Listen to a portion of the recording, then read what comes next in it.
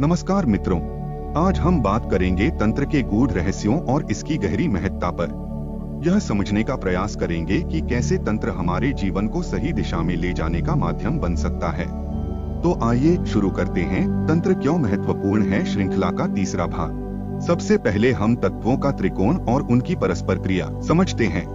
तंत्र का रहस्य समझने के लिए हमें प्रकृति के तीन प्रमुख तत्वों वायु, जल और अग्नि का ज्ञान होना आवश्यक है। शिव जो ज्ञान के प्रतीक हैं, वायु तत्व के देवता हैं। उनके आराध्य विष्णु जल तत्व के स्वामी हैं, जो ज्ञान का संचय और पालन करते हैं। श्री विष्णु के आराध्य ब्रह्मा अग्नि तत्व के प्रतीक हैं।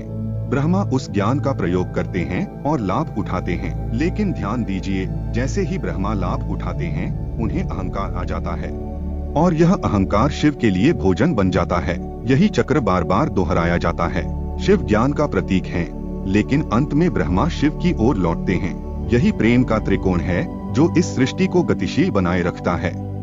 उल्टा चक्र और संतुलन का सिद्धांत। इस त्रिकोण को उल्टा करने का अर्थ है अग्नि तत्व को स्वार्थ त्याग कर पालन की ओर ले जाना। उदाहरण के लिए श्री राम अग्नि तत्व के प्रतीक थे।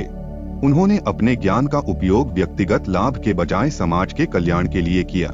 जब अग्नि तत्व यानी कि ब्रह्मा पालन की ओर मुड़ते हैं, तो सृष्टि में संतुलन स्थापित होता है।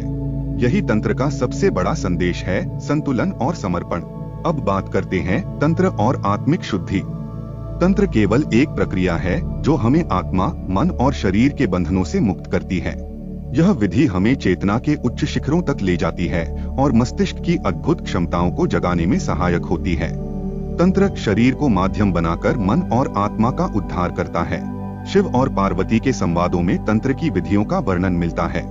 इन विधियों के माध्यम से हम अपने भीतर छुपी अनंत ऊर्जा को जागृत कर सकते हैं।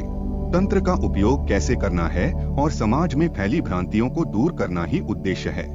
दुर्भाग्यवश तंत्र को लेकर समाज में कई भ्रांतियां और भय हैं, परंतु सच्चाई यह है कि तंत्र हमें अहंकार और स्वार्थ से मुक्त कर साधारण और ईश्वर के निकट बनाता है।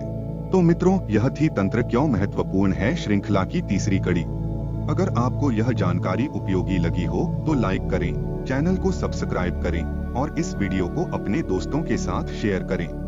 अगली बार हम तंत्र की और भी गूढ़ विधियों पर चर्चा करेंगे। तब तक के लिए ध्यान और साधना में लीन रहें। धन्यवाद दोस्तों, मिलते हैं अगले अंक में।